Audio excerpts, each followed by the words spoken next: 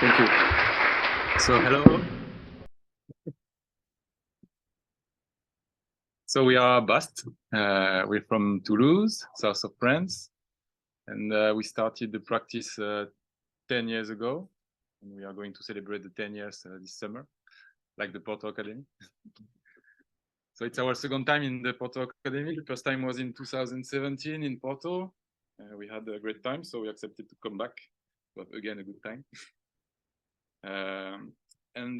Today we are going to try to bring you with us in our daily work, what we do every day, what we like to do.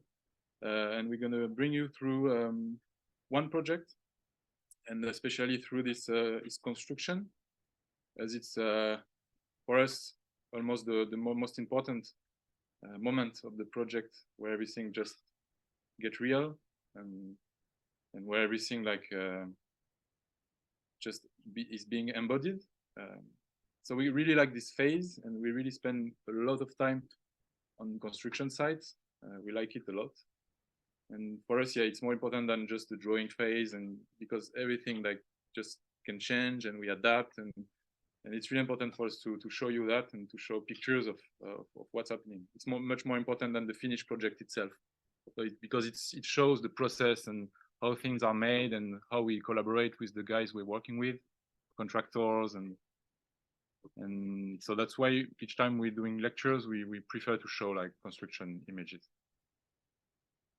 Moreover, it's a way of practice for us. A project is not, first of all, a conception, abstract of construction, and after a site construction.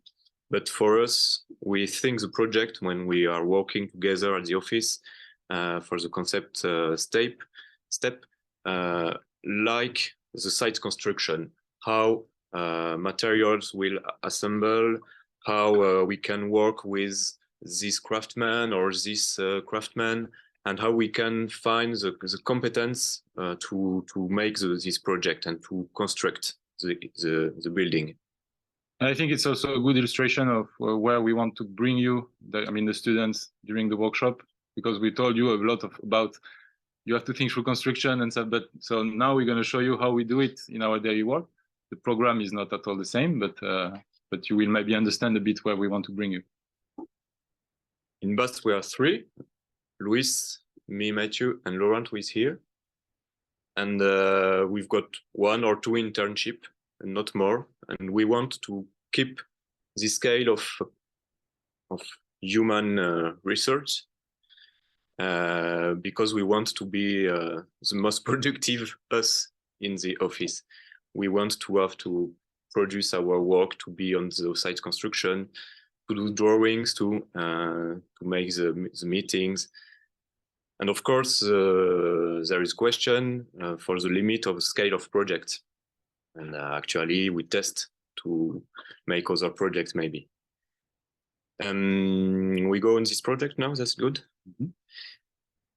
It's very conventional client, like we are, we've got a lot of time. 2 people, a man and a woman with 1 kid,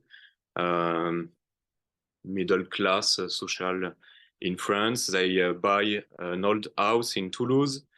It's the town where we work, where we live, and they came to us for the refurbishment of the house with the, I think, 200,000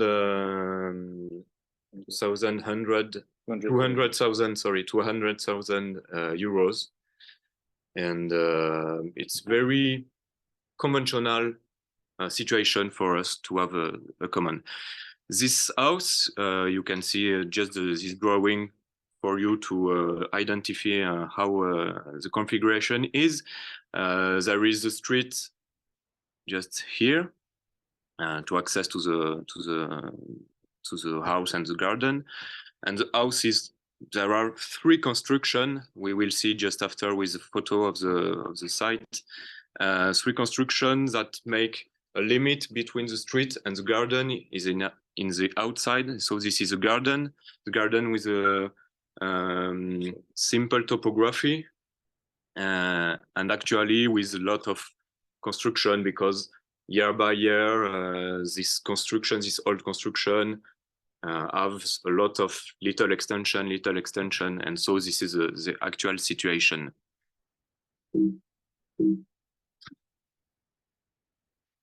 So we are in the street. This is the house. You can see on the left the really old house, which is made with a brick, with old brick. It's we think it is built in the 30s. In the middle, you've got a first extension, maybe in the 50s or 60s, with industrial brick. You know, this brick with air between industrial brick, we name it. And on the right, just a little construction, which is the garage.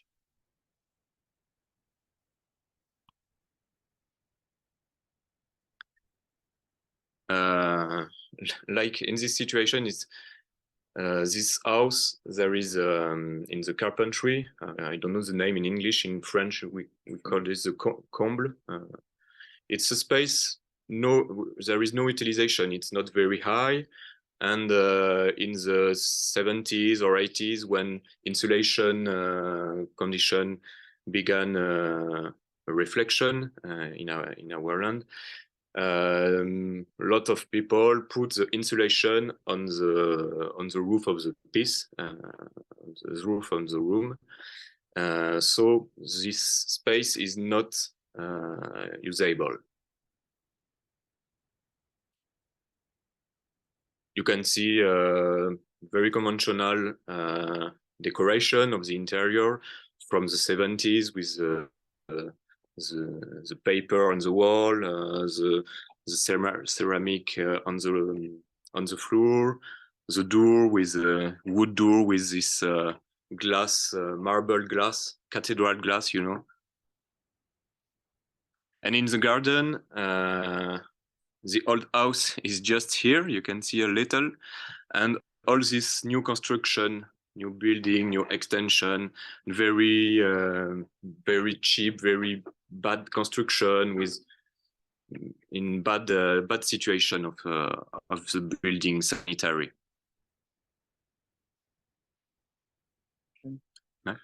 So the first step was to explain the client that with the budget they had, we couldn't just refurbish the entire interior space. And at the same time, they wanted more gardens. So first goal was to destroy all these elements that had been added through times, all this extension that Mathieu told about, and just keeping the old part of the house and the two extensions on the side, the garage and the entrance room. And then what we really often do in our project is that we like to come back to the original state of the construction itself, back to the structure. So we just take off everything like that has been made through time, because we always arrive in houses that have been changed and changed again. So we take off everything and come back to the original structure, to the building. An issue in this project was, as we told, the budget and the limited budget according to the surface of the existing house. So an issue was to be able to work within the volume of the old house and try to be able to fit a usable floor on the upper level of the house. Because before, as Mathieu told you, there was this space, the attic space, that wasn't usable. So the issue was to be able to do two levels inside the house. So to do so, we took off all the ground floor level, which was made of wood joist, and we took off also the ceiling of the house in order to being able to redefine a new floor level inside this volume. So the issue also to find the enough height to do so was to dig the ground to be able to fit these two levels. So what you can see here, this is like the really old concrete that had been made to do the foundation of the house. So the mason, he was a bit like scared and let's say a bit afraid to dig on the bottom of the wall, not to make the house just collapse. So it was a bit of a struggle with him to find the lowest level we could get to be able to fit all the 2 floors in the volume. Then what you see up here in the middle is like a foundation for a new structure that you will understand after. Then there is another part of the house. We called it the entrance. It's like the first extension of the whole house that we uncovered completely to fit another kind of space. At the end, you will understand. So that's the entrance hall that we told about. The construction was concrete, so we just took off all the upper floor that wasn't usable, the upper floor slab, to get back the volume to the top of the roof.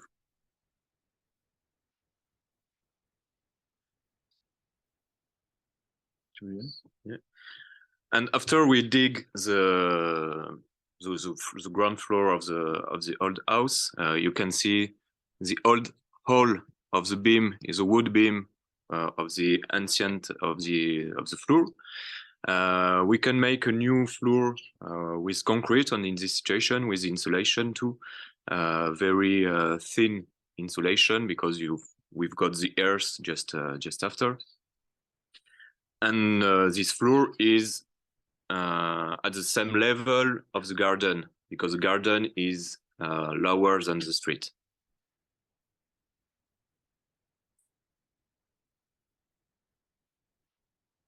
In this picture, we can see, so the floor is okay. It's concrete, and we've got a systematic approach with the floor, with the new floor. We make concrete, very hard concrete with a mason, that's it, mason. And after we can make ponçage, sanding on the concrete, and so you can see all the granulation of the concrete, and for us it's a solution, because first time we made a project like young architect, we wanted to have concrete, gray and clean and brilliant, like in photos of Nell Crokis or another book. And of course, it wasn't like this, because it's very difficult to have something very homogeneous. And with client, it was difficult because there was some tasks, some nuance, some little cracks, and we have to find something else to be more not expensive and more efficient. And for us now, it's a correct solution to make this type of floor like not granito, but very cheap, with only standard concrete. And when we do this type of floor in Toulouse, it's with granulate from the Garonne, which is a river in Toulouse, and there are a lot of granulate of this kind of mineral. But when we construct another side in our region, there are some other granulates, so the floor is very different, because maybe sometimes granulates are white or are gray. So this is the reality of the material. Another thing we can see in this picture is the old truss. That's it.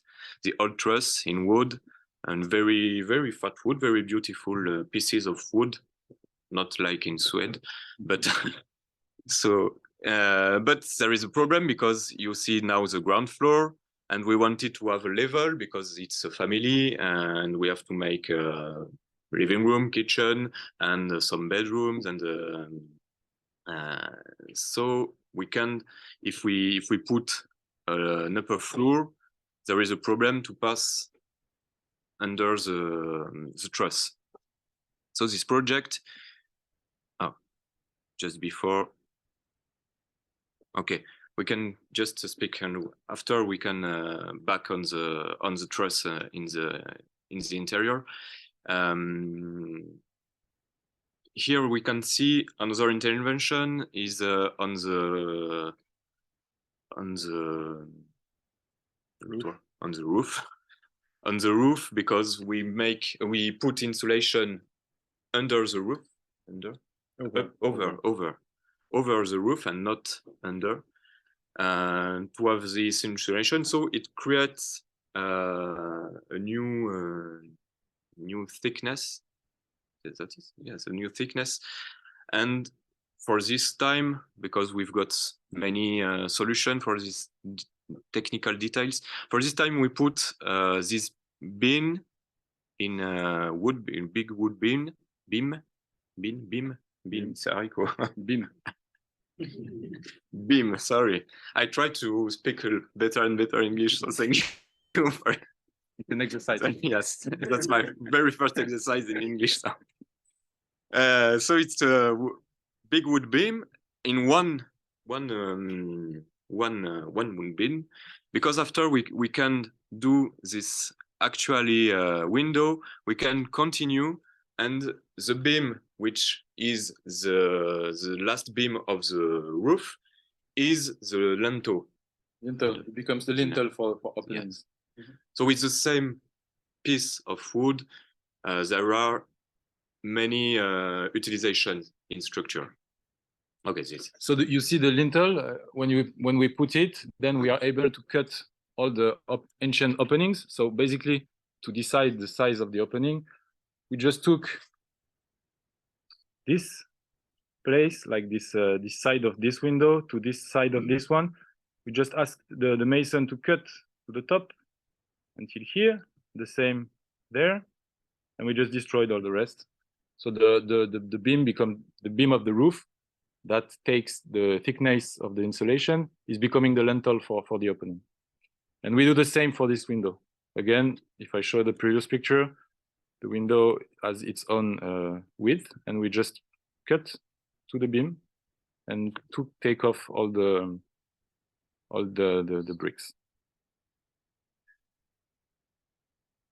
Then, as Mathieu told, there is this issue of height in the house. How to be able to modify the structure of the roof to fit these two floors. So as I told at the beginning, you could see a new foundation that was done in the ground floor on this line. This line is exactly where the truss were, and on this picture they already took off the truss.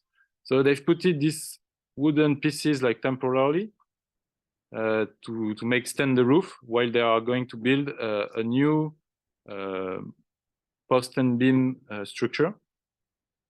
At the same time, they uncover the roof and they're starting the insulation. So they uncover the roof, so the weight is really much lighter, so they can take off the truss, they can work under it, and at the same time they start to redo the insulation from the top. It's called the sarking, and they add this thickness of wood that they're gonna host all the wooden insulation panel.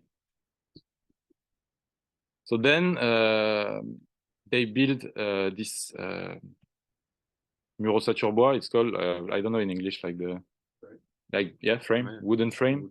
The wooden frame that already defines the height of the new floor. You can see it over there. So it's a frame that you can cross. So it has been drawn to be able to, at the ground floor, go through the frame, and at the upper floor too. So basically, it's like a 90 centimeter between each vertical elements. And this is replacing the old truss and take all the weight of the pan, of the beams, the roof beams. Then you can see that we start to put the new floor. So the new floor is standing on one side on this new structural element, and it's fixed to the wall on the other side. And then we put this the joists have been installed, and then we put a new floor on the top of it. Again, the idea is to work as much as possible with one contractor. In this house, because we had this carpentry work, we wanted to give him as much as possible to do. So the guy, he did the structural reinforcement, he did the floors. You will see that he did also the partition walls. So it's all thought as a carpentry work. So then when the floor is installed, you can see that it's a bit going like not really according to the ancient opening. So that's why also we open the opening to the top of the roof, be able to fit the new openings for the upper floor. And then we have this new floor just going through all the new openings. And this gives you an idea of the scale. The house is quite compact. On the top floor, you have 1.8 meter at the bottom of the roof.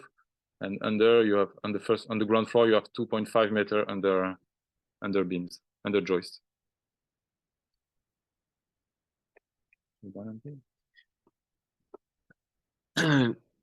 In these big openings between the brick wall and the lintel beam, how can we put the windows, which is aluminium windows?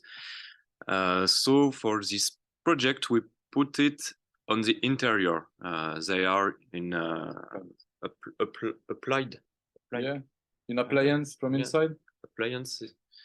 Appliance from the inside, and it's sliding window. So you can see here, for example, they go until the perpendicular wall. So it's like a new facade on the interior of the space. I think you will show with other picture after.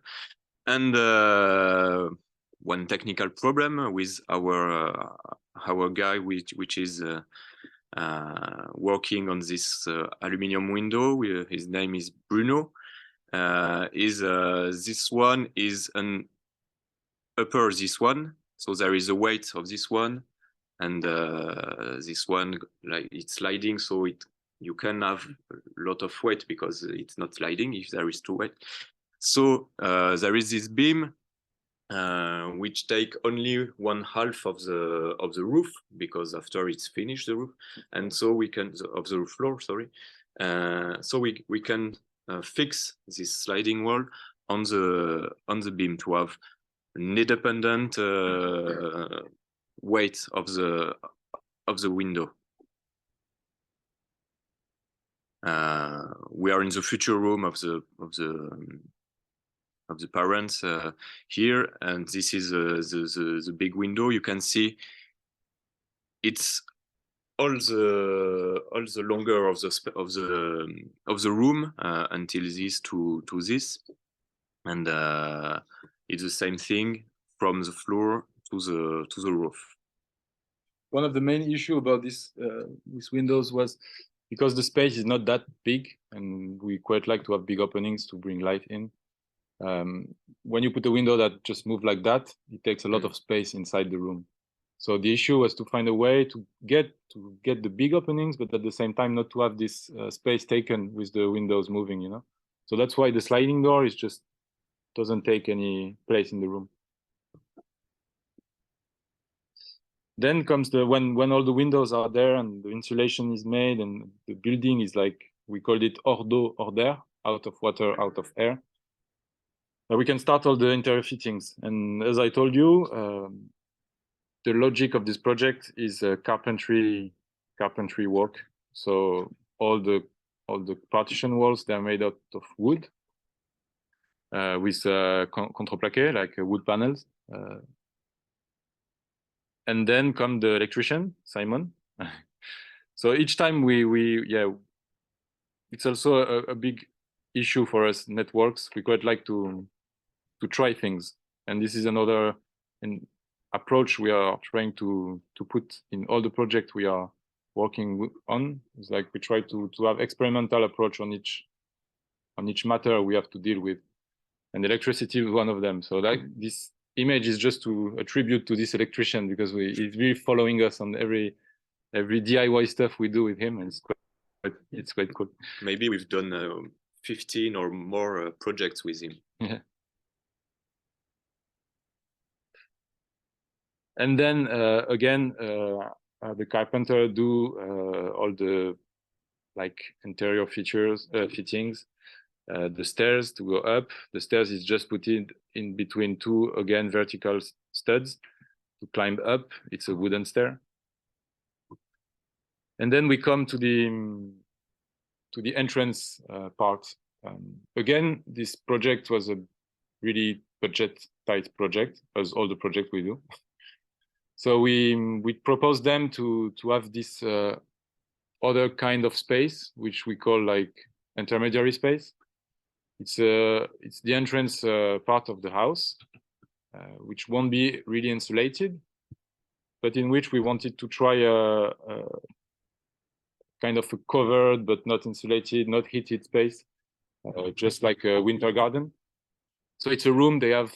It's a room that they can use like for the in between season, like from maybe even in the winter when there is sun, they can use it.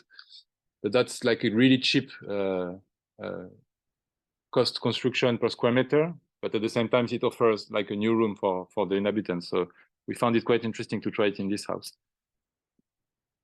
So the structure is like aluminum frames, basically, that are spanning from one existing wall to the other over there.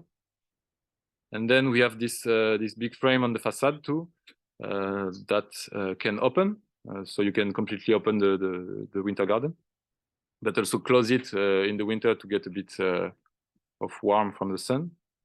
And then it's cladded with this polycarbonate corrugated sheets. And the last part of the project is like there are like curtains that we put ourselves because we haven't found any guy that is agreed to put them. So we buy them in Bretagne. They send it to us and we put them ourselves. Maybe we can speak about this because in this little project with a little resource, we try, like Luis just said, to have only one, for example, in this project, the carpenter do the maximum things in the project. And after there are some bricoleurs, some boys who are punctually for this. For example, the man before here, it's not really only he work everything, but just little worksite construction. He's not a specialist. He's not a specialist, and he. The man who made the aluminium frame is a friend of him. He worked for cinema and theater decors, and we like to find this craftsman. This in French we name savoir-faire. People who can do something very specific, and we can take it for the project. And all projects we done, there are these two kind of interventions. The bigger enterprise, bigger craftsmen who try to do the maximum things. Of course, electrician and all networks and the window. But this little experience of materials like the aluminium winter garden, and of course with this these curtains we like a lot, and we find it's the same curtains that La Caton Vassal put in their project. And we like this curtain because it's very interesting because in Toulouse in Toulouse it's very hot in summer, but in winter it's cold, so it's cool to have a lot big window to see in the exterior, to have a lot of sun in the winter, but in the summer you have to protect the facade. For the exterior it's better for the protection. So this is like thermal insulation because it's made with aluminium, little aluminium frame with a nylon frame too. but nobody wants to put them. So each project we take on the left, it's our ladder. It's our ladder from the office, and we put it together. It's our session, bricolage session of Bast. And then we do the same in the winter garden. But the point is that all these small elements, we like to do them as we want to do them, and the contractors we would agree to do that. They won't do it the way we want. So that's the moment where we just take the tools and go to put it, because I mean we want to do it like in a cheap way, in a really economical way, and so I mean we don't bill it to the client. We do it because we want the project to be like that, and we just spend time to do that because we want to achieve it this way. But that's quite important in our practice. Like as I told, like we are really involved into the construction process and involved also in the construction itself, like not only managing the craftsmen but also doing things ourselves. So this is for the winter garden again, because yeah, and most of all, this curtain system they are really like low-tech ways to achieve a bit of insulation. Again, it's really cheap, just a piece of fabric, and you just have to put in and close it with the hand. There is no technology at all. It's really simple, but it works really well. So this is a winter garden at the end of our bricolage session. It's 2 or 3 weeks ago only. Mm-hmm. Then the system is really simple. You have like hooks on this side, so this is kind of fixed, and then you have this rope that goes down there, and you can manipulate it from the bottom. Just undo the knots, and you leave it, and it's just falling. It's like a sailing manipulation. So then the house looks like that. The garden is emptied, and they get back a lot of space for green, for the garden, for the trees and plants. You see this entrance winter garden through which you go in to enter the house. The house itself that has been insulated again, and windows all changed, and the garage which has been kept as it is. So this is from the street. Again, this beam on the other side of the house. We haven't seen it before, but we've done the same opening to the top. The beam taking all the insulation thickness.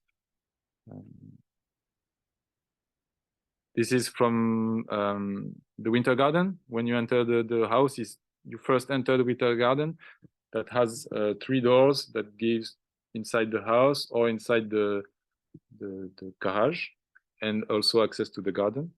Maybe we can just speak about typical site construction improvisation. You see this lintel. So we work with the same mason until a lot of projects, like the electrician we saw before.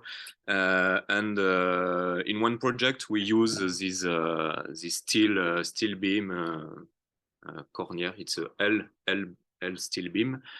And on this site construction, one day we speak about this lintel because this window doesn't exist before.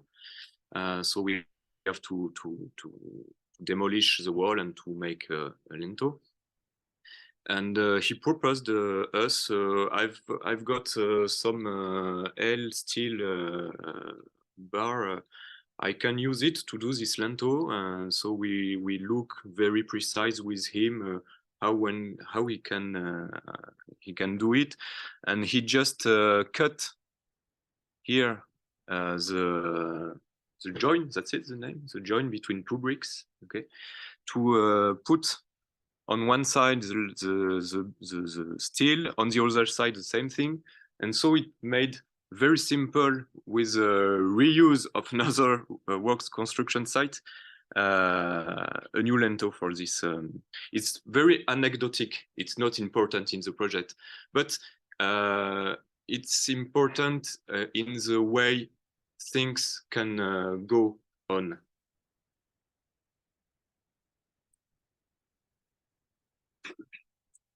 And then this is when you enter the house, the ground floor level.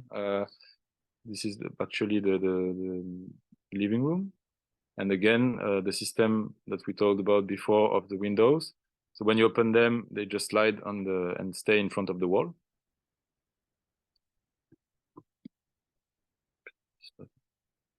Parce que j'ai zoomé. Okay, sorry. From the other side to the garden, again, the same system with the windows.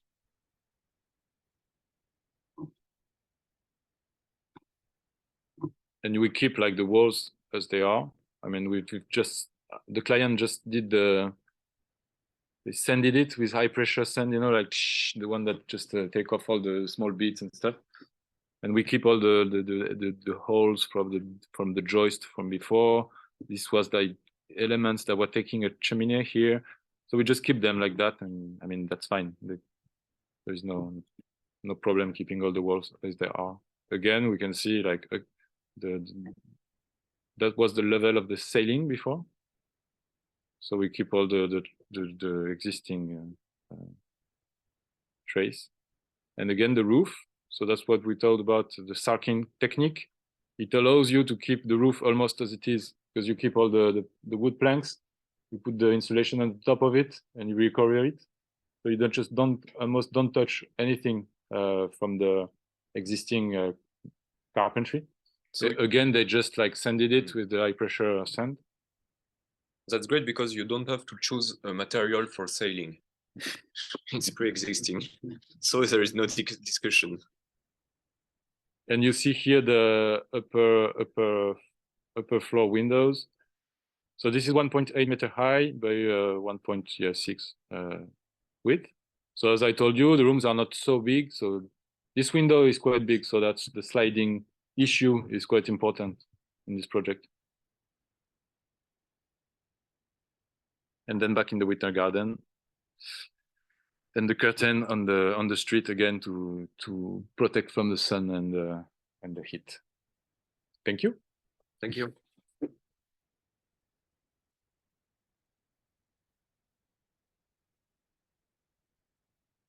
Anybody have questions? I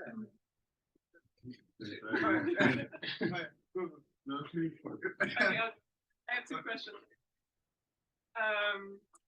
How is the entrance situation, like the door into the building, since you removed so much of the floor? You know, like from the outside, maybe it was that you already used it, so there's up to the doors. Yeah, yeah. I mean, if we were looking, we don't have a section, but if we are looking, if we were looking at the section, what you say is right. Like from the street to the garden, there are like there is like maybe 1.5 meter. So each room just step down of two steps, 2 or 3 steps each time. So you just go down through each room as a I mean, each ground floor room has a different 37 as a different level of floor. So you go first one step from the street to the, like, let's say, entrance courtyard, then one step to the winter garden, and to get inside the house, you just go down 2 steps from the winter garden to the terrace, 1 step. Oh no, it's flat. But then you see here there are steps also to go in the garden. So there are a few steps at each entrance of each let's say house of like up or down, or is it the same? Yes, we changed it actually. We even did something different. If I come back to sorry, I will just come back so we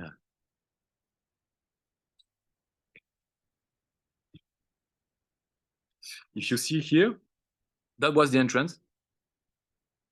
There was the entrance door of the house before, and there was just a window. So again, what we've done to do a new entrance is just we cutted all the window sill. That's right, the window sill.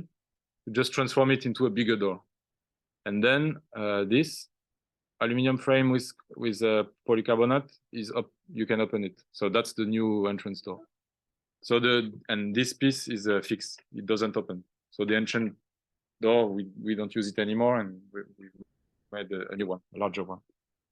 because they want to come with the Bicycles. bicycle, something to go to the garden with a new tree to plant. Yeah, and you see the steps here. Mm. One is there, and then from this door there are 2 steps again. But then, yeah, I mean, it's all about finding good balance in the project where you put the money. I mean, there are projects we do, clients, they really require, like, we really want a good insulation. We really want to have comfort in the house and stuff like that. But then that's where you put the money. You don't do anything else almost. We are working really tight budget, so we have to find where you spot the project, where the project is, and put the money in there. Here was about redefining this new floor. That was the main issue of and to create surface, in a way. So we've made the most efficient move of insulation is the roof. That's the first. When you talk with a thermal engineer, he says, like, first do the roof, because this is where you lost the most energy, and then do the wall, and then do the windows. So here we've done the roof, the windows, but not the wall. We've done another project where we've put in insulation outside. So we've done we've put in insulation, and then the rainwater sheets, and then we've put it the same plastic corrugated thing. So you just see all the elements that makes this insulation. That was another project, and another one we've done it from inside. Mm. So for example, our office is like just wood frames filled with insulation panel that we left as such. So you see the insulation. It works. I mean, and acoustically, it's really interesting because it absorbs everything. So yeah, sometimes we insulate, but it's just according to the project and the issue and the money we have and stuff like that. We haven't shown you, but we draw everything at first. It's not like we do it like on site, like, okay, let's do it. Come up on site. Yeah, yeah. Like, But very archaeological approach. yeah, but as you said, it's about details, like more small things. Like the general idea is there, and on site you adapt to the way to do it more than where you want to go. Sometimes it happens that big changes happen. It can happen. Like you cannot do what you wanted, so you have to adapt. But then you have to redraw it, to represent it to the client and to agree with them. So, but then we don't discover the project on site neither. We discover elements of the construction process that can change it a bit, but that's it. Like, because when you work in your office to find an idea of the project, okay, that's great, you've got your idea, but inside constructions there are the craftsmen and also that's a new situation as a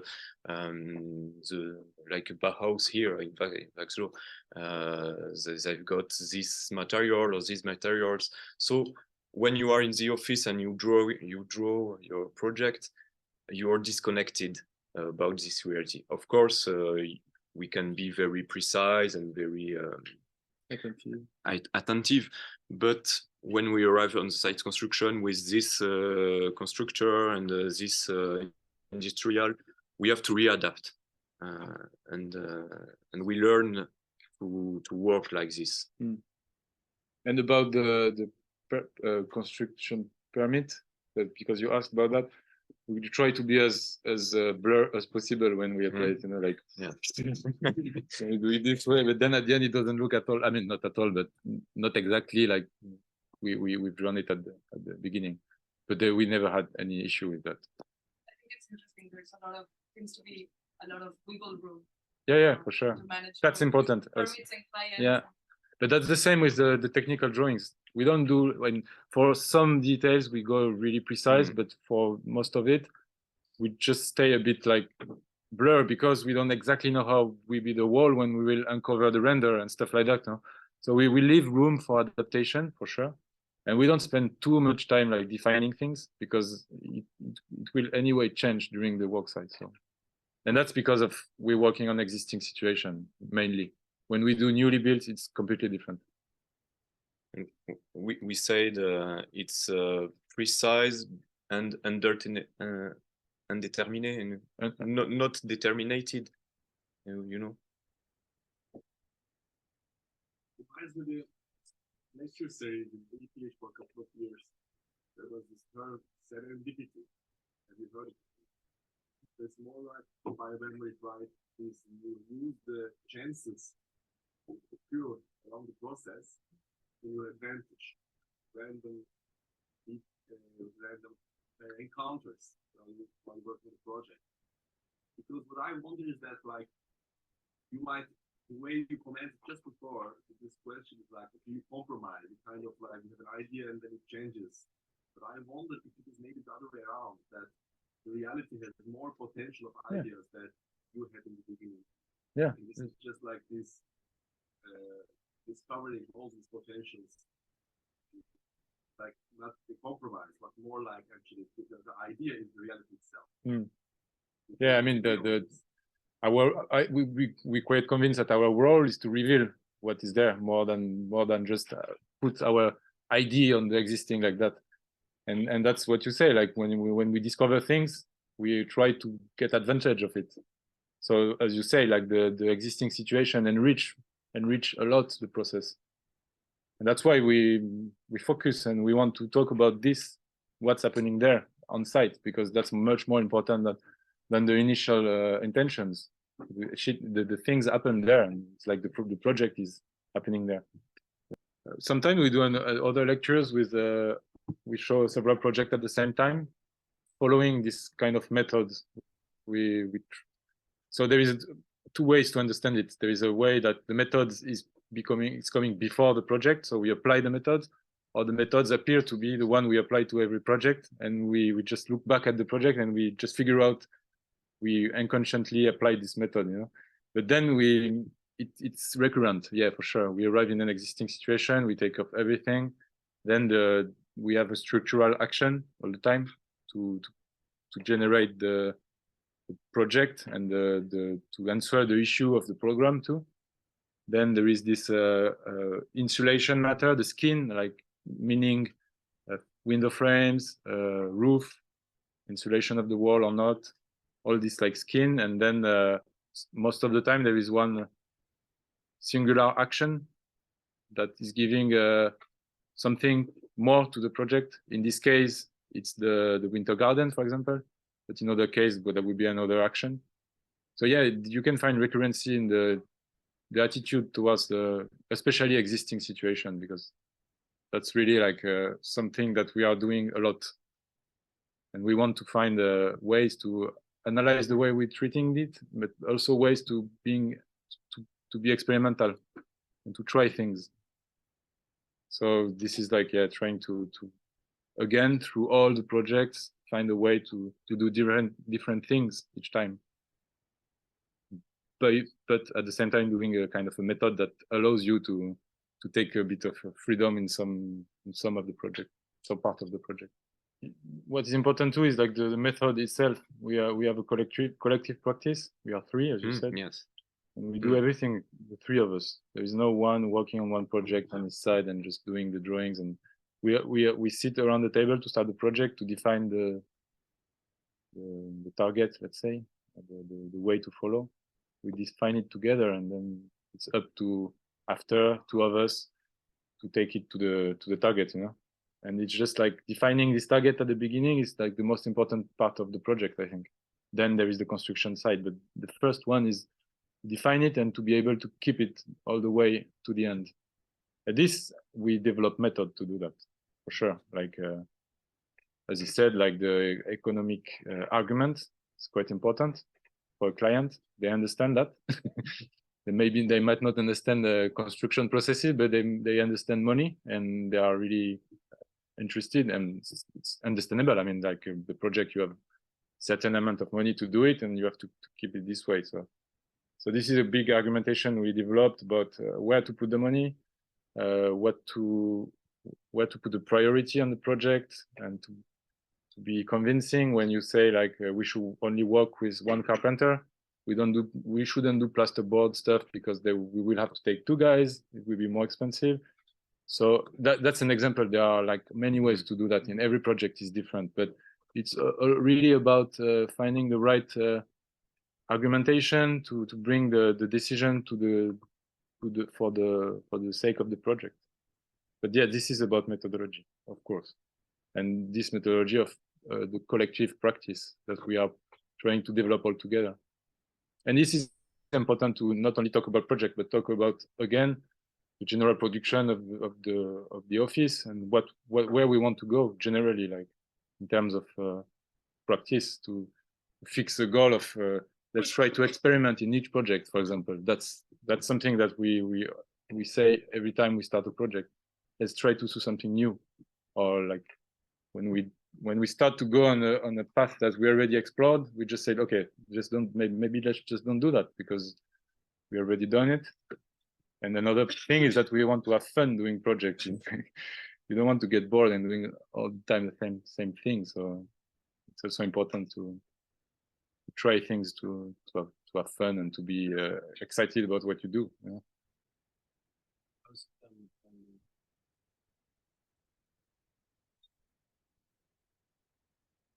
Thank you. Thank you.